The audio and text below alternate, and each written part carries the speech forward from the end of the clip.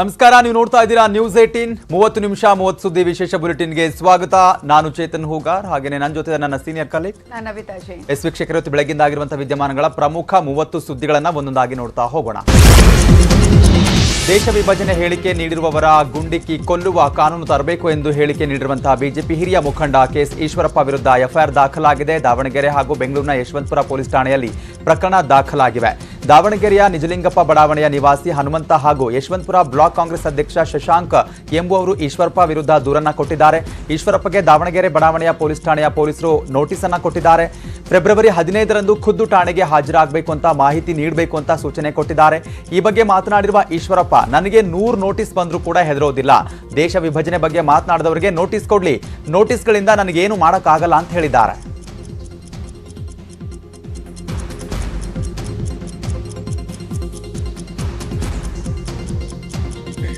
ದಾವಣಗೆರೆಯಿಂದ ಪೊಲೀಸ್ ಒಂದು ನೋಟಿಸ್ ಬಂದಿರೋದು ಹೌದು, ನಮ್ಗೆ FIR ಹಾಕಿರೋದು ಹೌದು. ಈ ರೀತಿ 100 ಸಿದ್ಧಾಂತಗಳು ಹಾಕೋದು, ನೋಟಿಸ್ ಬಂದರೂ ಕೂಡ FIR ಹಾಕಿದ್ರು ಕೂಡ ನಾನು ಹೆದರಲ್ಲ. ಎಲ್ಲ FIR ಕೂಡ ಕಾಂಗ್ರೆಸ್ನವ್ರು ಹಾಕಿರೋಂಥ ಎಲ್ಲ FIR ಕೂಡ ನನಗೆ ನ್ಯಾಯ ನನ್ನ ಪರವಾಗಿದೆ. ಎಲ್ಲೂ ಕೂಡ ನಾನು ಒಂದು ಪೈಸಾ ಕೂಡ ನಾನು ಅದು ಪೆನಾಲ್ಟಿ ಕಟ್ಟಿಲ್ಲ. ಪನಿಷ್ಮೆಂಟ್ ಆಗ್ತಾ ಇದೆ ಯಾರಿಗೆ? ಮಾನ್ಯ ಮುಖ್ಯಮಂತ್ರಿ ಸಿದ್ದರಾಮಯ್ಯನವ್ರಿಗೆ, ರಾಮಲಿಂಗಾರೆಡ್ಡಿ ಅವರಿಗೆ, ಸುರ್ಜೇವಾಲಾ ಅವರಿಗೆ 10,000 ರೂಪಾಯಿ ನೀವು ಪೆನಾಲ್ಟಿ ಕಟ್ಟಬೇಕು ಅಂತ ಕೋರ್ಟ್ ಆದೇಶ ಮಾಡಿದೆ. ದಾವಣಗೆರೆಯಿಂದ ಡಿಕೆ ಸುರೇಶ್ಗೆ ಗುಂಡಿಕ್ಕಿ ಕೊಲ್ಲಿ ಅನ್ನುವ ಈಶ್ವರಪ್ಪ ಹೇಳಿಕೆಗೆ ಬೆಂಗಳೂರಲ್ಲಿ ಸಂಸದ ಡಿಕೆ ಸುರೇಶ್ ಸವಾಲು ಹಾಕಿದ್ದಾರೆ. ನಾನೇ ಸಮಯ ಕೊಡ್ತೀನಿ, ಒಂದು ವಾರದಲ್ಲಿ ಯಾವಾಗ ಅಂತ ಹೇಳ್ತೀನಿ, ನಾನೇ ಅವರ ಮನೆಗೆ ಹೋಗ್ತೀನಿ, ಅವರೇ ನನ್ನನ್ನು ಗುಂಡಿಕ್ಕಿ ಕೊಲ್ಲಲಿ ಅಂತ ತಿರುಗೇಟು ಕೊಟ್ಟಿದ್ದಾರೆ. ಇದಕ್ಕೆ ಪ್ರತಿಕ್ರಿಯಿಸಿರುವ ಈಶ್ವರಪ್ಪ, ನಿಮ್ಮನ್ನ ಗುಂಡಿಕ್ಕಿ ಕೊಲ್ಲಬೇಕು ಅನ್ನುವ ಮಾತು ಎಲ್ಲೂ ನಾನು ಹೇಳಿಲ್ಲ, ಹೇಳೋದು ಇಲ್ಲ, ಹೇಳಿಯೂ ಇಲ್ಲ. ರಾಷ್ಟ್ರದ್ರೋಹದ ಹೇಳಿಕೆ ಕೊಡ್ತಾ ಇರೋರಿಗೆ ಗುಂಡಿಕ್ಕಿ ಕೊಲ್ಲಬೇಕು ಅಂತ ಹೇಳಿದ್ದೇನೆ ಅಂತ ಹೇಳಿದ್ದಾರೆ.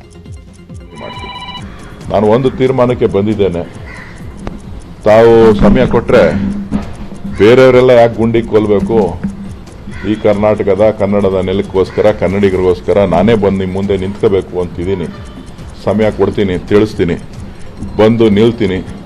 ದಯವಿಟ್ಟು ನಿಮ್ಮ ಆಸೆ ಈಡೇರಿಸ್ಕೊಂಡು ನಿಮ್ಮ ನಾಯಕರಿಗೆ ಶಬಾಷ್ಗಿರಿ ತಗೊಳ್ಳಿ ಅಂಥೇಳಿ ನಾನು ತಮ್ಮಲ್ಲಿ ಮನವಿ ಮಾಡ್ತೀನಿ. ಈ ಪಾಪ ಯಾರ ಬಡವ್ರ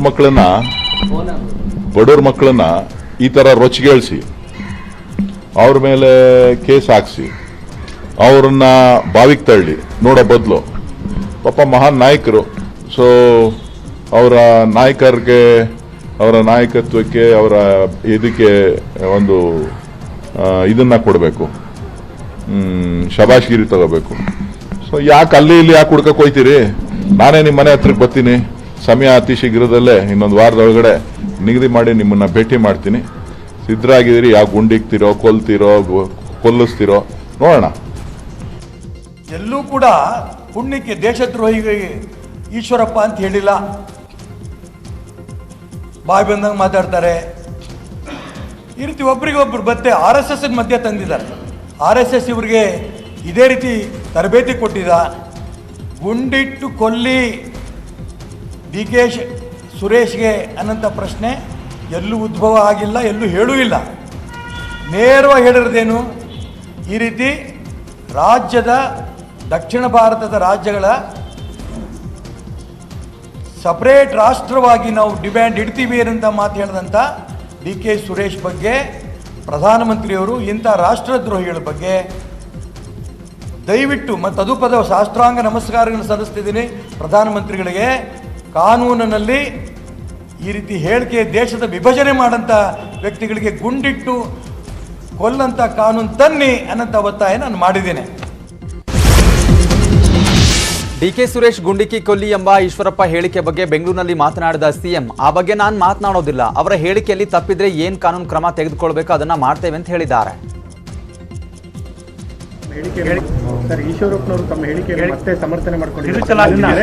ಮಾತಾಡಲ್ಲಪ್ಪ ನಾನು. ಸುಮ್ಮನೆ ನೀವು ಈಶ್ವರಪ್ಪ ಅವ್ರು ಹಿಂಗೆ ಹೇಳಿದ್ರು, ಆ ಈಶ್ವರಪ್ಪ ಹಿಂಗೆ ಹೇಳ್ದ, ವಿಜಯೇಂದ್ರ ಹಿಂಗೆ ಹೇಳ್ದ, ಇದೇ ಅವ್ರು ಹೇಳಿದ್ರೆ ಹೇಳ್ತಾರೆ. ಕಾನೂನು ಏನ್ ಮಾಡ್ಬೇಕು ಅದು ಮಾಡ್ತಾರೆ. ಇನ್ನು ಸಹೋದರನ ಪರ ಮಾತನಾಡಿದ DCM DK Shivakumar, DK Suresh ಇಂತಹ ಗುಂಡಿಗೆಲ್ಲ ಹೆದರಲ್ಲ, ಕೆಂಪೇಗೌಡರ ಇತಿಹಾಸ ಗೊತ್ತಿದ್ಯಾ, ಒಂದ್ಸಲ ಸೆಟಲ್ಮೆಂಟ್ ಆಗಿದೆ ಅಂತ ಈಶ್ವರಪ್ಪಗೆ ತಿರುಗೇಟನ್ನ ಕೊಟ್ಟಿದ್ದಾರೆ. ಈಶ್ವರಪ್ಪನ ಕ್ಷಮೆ ಕೇಳಿ ಅಂತ ನಾವು ಹೇಳ್ತಾ ಇಲ್ಲ. ಅವನು ಸೆಟ್ಲ್ಮೆಂಟ್ 1 ರೌಂಡ್ ಸೆಟ್ಲ್ಮೆಂಟ್ ಆಗಿದೆ. ಅಸೆಂಬ್ಲಿಲಿ ಏನೋ ಮಾತಾಡಿದ್ರು, ನಿಮ್ಗೆ ನೆನಪಿದ್ಯಾ? ನಮ್ಮ ಫಾದರ್ನೆಲ್ಲ ಪಾಪ ನೆನೆಸ್ಕೊಂಡಿದ್ರು. ಈಗ ಎಲ್ಲಿದ್ದಾರೆ ಈಶ್ವರಪ್ಪ?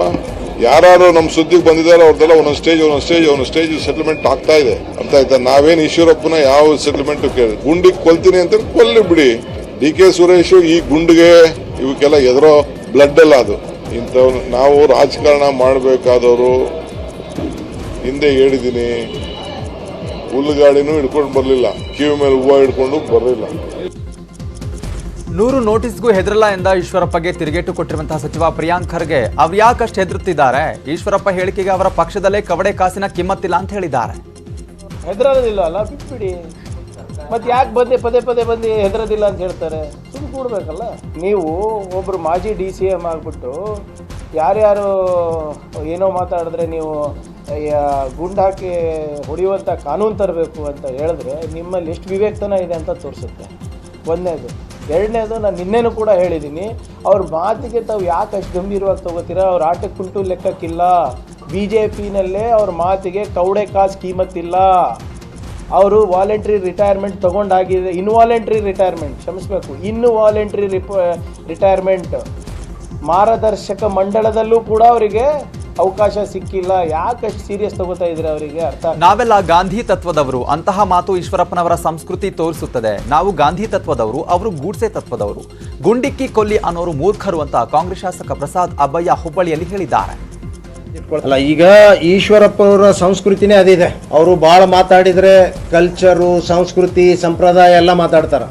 ಅದಕ್ಕಾಗಿ ಅವರು ಗೂಡ್ಸೆನ ಆದರ್ಶಪ್ರಾಯ, ನಮ್ಮ ಆದರ್ಶಪ್ರಾಯ ಅಂತ ಇಟ್ಕೊಳ್ತಾರೆ. ಅದಕ್ಕೆ ಯಾರಾದರೂ ಗುಂಡಿಕ್ಕಿ ಕೊಲ್ಲಿ ಇಂಥದ್ದೊಬ್ಬ ಸಚಿವನಾಗಿ ಮಾತನಾಡುವಂಥದ್ದ? ಹಿಂದೆ ಮಾಜಿ ಸಚಿವರಾಗಿದ್ದರು ಅವರು, ದೊಡ್ಡ ದೊಡ್ಡ ಹುದ್ದೆಯನ್ನು ಅಲಂಕಾರ ಮಾಡಿದವರು. ಅವ್ರನ್ನ ಗುಂಡಿಕ್ಕಿ ಕೊಲ್ಬೇಕು, ಇವ್ರನ್ನ ಗುಂಡಿಕ್ಕಿ ಕೊಲ್ಬೇಕು. ಗಾಂಧಿನೂ ಕೊಂದವ್ರೆ, ಏನು ಮಾಡೋಕ್ಕಾಗ. ಹಾವೇರಿಯಲ್ಲಿ ಮಾತನಾಡಿದ ಸಚಿವ KN ರಾಜಣ್ಣ ಅವರು ಹೇಳಿದ್ದನ್ನ ಸಂತೋಷದಿಂದ ಸ್ವಾಗತ ಮಾಡ್ತೀವಿ. ಅವರ ನಾಲಿಗೆಗೂ ಮೆದುಳಿಗೂ ಲಿಂಕ್ ಇಲ್ಲ ಅಂತ ಹೇಳಿದ್ದಾರೆ. ಆದರೆ ಕೆಲವೊಮ್ಮೆ ಮಾತಾಡೋ ಸಂದರ್ಭ ಅದನ್ನು ನಾವೆಲ್ಲರೂ ಕೂಡ, ರಾಜ್ಯದ ಜನರು ಎಲ್ಲರೂ ಕೂಡ ಬಹಳ ಸಂತೋಷದಿಂದ ಸ್ವಾಗತ ಮಾಡ್ತೀವಿ. ಆದರೆ ಕೆಲವೊಮ್ಮೆ ಮಾತಾಡೋ ಸಂದರ್ಭದಲ್ಲಿ ಸಿದ್ದರಾಮಯ್ಯನವರು ಹೇಳ್ದಂಗೆ ಅವ್ರ ನಾಲಿಗೆಗೂ ಅವರ ಮಿದುಳು, ಬ್ರೈನಿಗೆ ಕನೆಕ್ಟಿವಿಟಿ ಇಲ್ಲ ಅಂತಾರೆ. ಇದೊಂದು ಮಾತು ಕನೆಕ್ಟಿವಿಟಿ ಇಲ್ಲದೆ ಬಂದಿರೋ ಮಾತು ಅಂತೇಳಿ ನಾವು ಅನ್ಕೋಬೋದಲ್ಲ. ಇನ್ನು ಈಶ್ವರಪ್ಪ ಮಾತಿಗೆ ಶಿವಮೊಗ್ಗದಲ್ಲಿ ಸ್ಪಷ್ಟನೆ ಕೊಟ್ಟ BSY ಈಶ್ವರಪ್ಪ ಹೇಳಿಕೆಗೆ ಅಪಾರ್ಥ ಕಲ್ಪಿಸೋ ಕೆಲಸ ಬೇಡ ಅಂತ ಹೇಳಿದ್ದಾರೆ. ಈಶ್ವರಪ್ಪನವರು ಹೇಳಿದಂಥ ಮಾತನ್ನ ಬೇರೆ ಅಪಾರ್ಥ ಕಲ್ಪಿಸೋ ರೀತಿ ಎಲ್ಲರೂ ಮಾತಾಡ್ತಾ ಇದ್ದಾರೆ. ಈಶ್ವರಪ್ಪ ಹೇಳಿರುವಂಥದ್ದು ದೇಶದ್ರೋಹಿಗಳಿಗೆ ಗುಂಡಿಕ್ಕಿ ಕೊಲ್ಲುವಂಥ ಒಂದು ಕಾನೂನು ತನ್ನಿ ಅಂತ ಹೇಳಿರುವಂಥದ್ದು. ಆದ್ದರಿಂದ ಇವತ್ತೇನು ಅವ್ರ ಬಗ್ಗೆ ಟೀಕೆ ಟಿಪ್ಪಣಿಗಳು, ಅಪಾರ್ಥಗಳು ನಡೀತಾ ಇದೆ. ಅವ್ರು ಹೇಳಿದಕ್ಕೂ ಇದಕ್ಕೇನು ಸಂಬಂಧ ಇಲ್ಲ. ಕುಂಬಳಕಾಯಿ ಕಳ್ಳ ಅಂತ ಹೇಳಿದ್ರೆ ಹೆಗಲು ಮುಟ್ಟು ನೋಡ್ಕೊಂಡು ರೀತಿಯಲ್ಲಿ ಅಪಾರ್ಥ ಕಲ್ಪಿಸುವಂಥ ಕೆಲಸವನ್ನು ಮಾಡ್ತಾ ಇದ್ದಾರೆ. ಇದರಲ್ಲಿ ಏನು ಅರ್ಥ ಇಲ್ಲ. ಇನ್ನು ಈಶ್ವರಪ್ಪ ಹೇಳಿಕೆಯನ್ನ ಪ್ರಮೋದ್ ಮುತಾಲಿಕ್ ಸಮರ್ಥಿಸಿಕೊಂಡಿದ್ದು, DK ಸುರೇಶ್ ಕೂಡಲೇ ತಮ್ಮ ಹೇಳಿಕೆಯನ್ನ ವಾಪಸ್ ಪಡೆದು ಕ್ಷಮೆ ಕೇಳಬೇಕು. ದೇಶ ವಿಭಜನೆ ಹೇಳಿಕೆ ಅತ್ಯಂತ ಕೆಟ್ಟ ಹೇಳಿಕೆ ಅಂತ ಹೇಳಿದ್ದಾರೆ. ನೋಡಿ, ಈಶ್ವರಪ್ಪ ಅವರ ಹೇಳಿಕೆ ಕಾನೂನು ರಚನೆ ಮಾಡಬೇಕು, ಗುಂಡಿಕ್ಕುವಂಥ ಈ ರೀತಿಯ ಹೇಳಿಕೆ ಮಾಡಿದ್ದಾರೆ. ಅವರನ್ನು ಕಾನೂನು ರಚನೆ ಆಗಬೇಕು ಅಂತನ್ನುವಂಥ ಹೇಳಿಕೆಯನ್ನು ಕೊಟ್ಟಿದ್ದಾರೆ. ನಾನು ಹೇಳೋದು, ದೇಶದ್ರೋಹಿ ಹೇಳಿಕೆ ಇದು ಅಕ್ಷಮ್ಯ ಅಪರಾಧ. ಇದು ದೇಶ ಹೊಡಿತೀವಿ, ದಕ್ಷಿಣ ಭಾರತ ರಾಷ್ಟ್ರ ಮಾಡ್ತೀವಿ ಅಂತನ್ನುವಂಥ ಹೇಳಿಕೆ ನೀವು ಕಾಂಗ್ರೆಸ್ನವರು ಮತ್ತು ನಿಮ್ಮ MP ಜವಾಬ್ದಾರಿ ಇರುವಂಥ ಒಂದು ಸಂಸತ್ ಸದಸ್ಯರ ಬಾಯಿಂದ ಈ ರೀತಿ ಬರಬಾರ್ದು. ಸೊ ಸಹಜವಾಗಿ ದೇಶಭಕ್ತರಿಗೆ, ಈ ದೇಶದ ನಾಗರಿಕರಿಗೆ ಪ್ರತಿಯೊಬ್ಬರಿಗೂ ಸಿಟ್ಟು ಬಂದೇ ಬರುತ್ತೆ. ಸೊ ಆ ಹಿನ್ನೆಲೆಯಲ್ಲಿ ಸನ್ಮಾನ್ಯ ಈಶ್ವರಪ್ಪನವರು ಗುಂಡಿಕ್ಕಬೇಕು ಅನ್ನುವಂಥ ಕಾನೂನು ರಚನೆ ಮಾಡಬೇಕು ಅನ್ನುವಂಥ ಹೇಳಿದ್ದಾರೆ. ನಾನು ಅವರ ಹೇಳಿಕೆಯನ್ನು ಸಮರ್ಥನೆ ಮಾಡ್ತಾ ಇದ್ದಾರೆ. ಸಂಸದ DK ಸುರೇಶ್ ದೇಶ ವಿಭಜನೆಯ ಹೇಳಿಕೆಗೆ ಶ್ರೀರಾಮ ಸೇನೆ ರಾಜ್ಯಾಧ್ಯಕ್ಷ ಆಂದೋಲ ಕರುಣೇಶ್ವರ ಮಠದ ಸಿದ್ದಲಿಂಗ ಸ್ವಾಮೀಜಿ ಆಕ್ರೋಶ ಹೊರಹಾಕಿದ್ದಾರೆ. OIC ಬ್ರದರ್ಸ್ ಮತ್ತು DK ಬ್ರದರ್ಸ್ ಇವರಲ್ಲಿ ಯಾರು ಒಳ್ಳೆಯವರು, ಇವರು ಎಲ್ಲಿ ಹುಟ್ಟಬೇಕಿತ್ತು ಅನ್ನುವ ಪ್ರಶ್ನೆ ಮಾಡಿದ್ದಾರೆ. ರಾಜ್ಯ ಸರ್ಕಾರಕ್ಕೆ ಅನುದಾನ ವಿಚಾರವಾಗಿ ಹುಬ್ಬಳ್ಳಿಯಲ್ಲಿ ಬಿಜೆಪಿ ಕಾರ್ಯಕರ್ತರು ಕಾಂಗ್ರೆಸ್ ಶಾಸಕ ಅಬ್ಬಯ್ಯ ಪ್ರಸಾದ್ ನಿವಾಸದ ಎದುರು ಪ್ರತಿಭಟನೆ ಮಾಡಿದ್ದಾರೆ. ಇದಕ್ಕೆ ಪ್ರತಿಕ್ರಿಯೆ ನೀಡಿರುವಂತಹ ಶಾಸಕ ಅಬ್ಬಯ್ಯ ಪ್ರಸಾದ್, ನಾನು ಮಾಡಬೇಕಾಗಿರುವಂತಹ ಕೆಲಸ ನೀವು ಮಾಡ್ತಿರೋದಕ್ಕಾಗಿ ಸ್ವಾಗತಿಸ್ತೇನೆ ಅಂತ ಹೇಳಿದ್ದಾರೆ. ಗುತ್ತಿಗೆದಾರರ ಸಂಘದ ಅಧ್ಯಕ್ಷ ಕೆಂಪಣ್ಣ ಕಮಿಷನ್ ಆರೋಪಕ್ಕೆ ಪ್ರತಿಕ್ರಿಯೆ ಕೊಟ್ಟಿರೋ ವಿಪಕ್ಷ ನಾಯಕ ಆರ್ ಅಶೋಕ್ ಓಸಿ ಕೊಡಲು ವಸೂಲಿ ಮಾಡುತ್ತಿದ್ದಾರೆ. ಇದು ಲೂಟಿಕೋರರ ಸರ್ಕಾರ. 40% ಅಲ್ಲ 70% ಕಮಿಷನ್ ಅಂತ ಹೇಳಿದ್ದಾರೆ. ಸಿಎಂ ತಕ್ಷಣವೇ ರಾಜೀನಾಮೆ ಕೊಡಬೇಕು. ನಿಜವಾಗಿಯೂ ನೀವು ಪ್ರಾಮಾಣಿಕರಾಗಿದ್ರೆ ಸಿಐಡಿ ತನಿಖೆಗೆ ಕೊಡಿ ಅಂತ ಅಶೋಕ್ ಆಗ್ರಹಿಸಿದ್ದಾರೆ. ಇವತ್ತು ಸಂಸತ್ನ ಬಜೆಟ್ ಅಧಿವೇಶನ ಅಂತ್ಯಗೊಳ್ಳಲಿದೆ. ಹೀಗಾಗಿ ಲೋಕಸಭೆಯಲ್ಲಿ ಅಯೋಧ್ಯೆಯಲ್ಲಿ ರಾಮ ಮಂದಿರ ನಿರ್ಮಾಣದ ಬಗ್ಗೆ ಚರ್ಚೆ ನಡೀತಾ ಇದೆ. ಹಿರಿಯ ಬಿಜೆಪಿ ನಾಯಕ ಸತ್ಯಪಾಲ್ ಸಿಂಗ್ ಅಯೋಧ್ಯೆಯಲ್ಲಿ ರಾಮ ಮಂದಿರ ನಿರ್ಮಾಣ ಮತ್ತು ರಾಮಲಲ್ಲನ ಪ್ರಾಣ ಪ್ರತಿಷ್ಠಾಪನೆ ಬಗ್ಗೆ ಚರ್ಚೆ ಮಾಡಿದ್ರು. ರಾಜ್ಯಸಭೆಯಲ್ಲಿ ರಾಮ ಮಂದಿರದ ಬಗ್ಗೆ ಮಾಜಿ ಪ್ರಧಾನಿ ದೇವೇಗೌಡರು ಹಾಡಿ ಹೊಗಳಿದ್ದಾರೆ. ರಾಮನನ್ನ ಗುಣಗಾನ ಮಾಡಿ ಪ್ರಧಾನಿ ಮೋದಿ ಬಗ್ಗೆಯೂ ಹೊಗಳಿಕೆ ಮಾತುಗಳನ್ನಾಡಿದ್ದಾರೆ. ಜಯಂತ್ ಚೌಧರಿ ನೇತೃತ್ವದ ಆರ್ಎಲ್ಡಿ ಪಕ್ಷ ಇಂಡಿಯಾ ಮೈತ್ರಿಕೂಟದಿಂದ ಹೊರಬಂದಿದೆ. ಲೋಕಸಭೆ ಚುನಾವಣೆಗೆ ಆರ್ಎಲ್ಡಿ ಎನ್ಡಿಎ ಸೇರಿಕೊಂಡಿದೆ. ರಾಷ್ಟ್ರೀಯ ಲೋಕದಳದ ನಾಯಕ ಜಯಂತ್ ಚೌಧರಿ ಎನ್ಡಿಎ ಜೊತೆ ಮೈತ್ರಿ ಮಾಡಿಕೊಂಡಿರುವುದಾಗಿ ಸ್ಪಷ್ಟಪಡಿಸಿದ್ದಾರೆ. ಇದನ್ನು ಎಸ್ಪಿ ತೀವ್ರವಾಗಿ ವಿರೋಧಿಸಿದೆ. ಕೇಂದ್ರ ಗೃಹ ಸಚಿವ ಅಮಿತ್ ಶಾ ಇವತ್ತು ರಾಜ್ಯಕ್ಕೆ ಆಗಮಿಸ್ತಾ ಇದ್ದಾರೆ. ಟಿಕೆಟ್ ವಿಚಾರವಾಗಿ ಸೃಷ್ಟಿಯಾಗಿರುವ ಗೊಂದಲದ ಹಿನ್ನೆಲೆ ರಾಜ್ಯ ಬಿಜೆಪಿ ನಾಯಕರ ಜೊತೆ ಚರ್ಚೆ ನಡೆಯುವ ಸಾಧ್ಯತೆ ಇದೆ. ಇವತ್ತು ರಾತ್ರಿ ಬೆಂಗಳೂರಿಗೆ ಆಗಮಿಸಿ ನೇರವಾಗಿ ಮೈಸೂರಿಗೆ ಹೋಗಿ ಅಲ್ಲೇ ವಾಸ್ತವ್ಯ ಹೂಡಲಿದ್ದಾರೆ.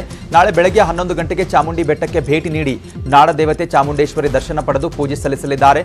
ಬಳಿಕ ಅಲ್ಲಿಂದ ಸುತ್ತೂರು ಗ್ರಾಮಕ್ಕೆ ಪ್ರಯಾಣ ಬೆಳೆಸಲಿದ್ದು ಸುತ್ತೂರು ಜಾತ್ರೆಯಲ್ಲಿ ಭಾಗಿಯಾಗ್ತಿದ್ದಾರೆ. ಹಾಸನದ ಬೇಲೂರಿನಲ್ಲಿ ಹಿಡಿದು ಕರೆತಂದಿದ್ದ ಕಾಡಾನೆ ಒಂದು ಕೇರಳದಲ್ಲಿ ದಾಂಧಲೆ ಮಾಡಿದೆ. ವಯನಾಡಿನಲ್ಲಿ ಆನೆಯ ಕಾಲ್ತುಳಿತಕ್ಕೆ ಸಿಲುಕಿ ಓರ್ವ ವ್ಯಕ್ತಿ ಮೃತಪಟ್ಟಿದ್ದಾನೆ. ರೇಡಿಯೋ ಕಾಲರ್ ಹಾಕಿದ್ರಿಂದ ಈ ಆನೆ ಹಾಸನದ್ದು ಅಂತ ಗೊತ್ತಾಗಿದೆ. ನಮ್ಮ ಹಕ್ಕುಗಳಿಗಾಗಿ ಬೀದಿಗಿಳಿಯಲು, ಜೈಲಿಗೆ ಹೋಗಲು, ಲಾಠಿಯೇಟು ತಿನ್ನಲು, ಹುತಾತ್ಮರಾಗಲು ತಯಾರಾಗಿರಬೇಕು ಅಂತ ಎಸ್ಡಿಪಿಐ ರಾಜ್ಯಾಧ್ಯಕ್ಷ ಅಬ್ದುಲ್ ಮಜೀದ್ ಎಸ್ಡಿಪಿಐ ಕಾರ್ಯಕರ್ತರಿಗೆ ಕರೆ ಕೊಟ್ಟಿದ್ದಾರೆ. ಜ್ಞಾನವಾಪಿ ಮಸೀದಿಯನ್ನ ಅತಿಕ್ರಮಣ ಮಾಡಲಾಗ್ತಿದೆ ಅಂತ ಆರೋಪಿಸಿ ಮಂಗಳೂರಿನಲ್ಲಿ ಎಸ್ಡಿಪಿಐ ನಡೆಸಿದಂತಹ ಪ್ರತಿಭಟನೆ ವೇಳೆ ಮಜೀದ್ ತ್ಯಾಗಕ್ಕೆ ಕರೆ ನೀಡಿದ್ದಾರೆ. ಜ್ಞಾನವಾಪಿ ಮಸೀದಿಯಲ್ಲಿ ಪೂಜೆಗೆ ಅವಕಾಶ ನೀಡಿದ ಹಿನ್ನೆಲೆ ಶಿವಮೊಗ್ಗದಲ್ಲಿ ಎಸ್ಡಿಪಿಐ ಕಾರ್ಯಕರ್ತರು ಪ್ರತಿಭಟನೆ ಮಾಡಿದ್ದಾರೆ. ಡಿಸಿ ಕಚೇರಿ ಮುಂಭಾಗ ಕೇಂದ್ರ ಸರ್ಕಾರದ ವಿರುದ್ಧ ಘೋಷಣೆ ಕೂಗಿ ಆಕ್ರೋಶ ಹೊರಹಾಕಿದ್ದಾರೆ. ದೆಹಲಿಯಲ್ಲಿ ಹಾಡ ಹಗಲೇ ಸಲೂನ್ ಶಾಪ್ಗೆ ನುಗ್ಗಿ ಇಬ್ಬರು ವ್ಯಕ್ತಿ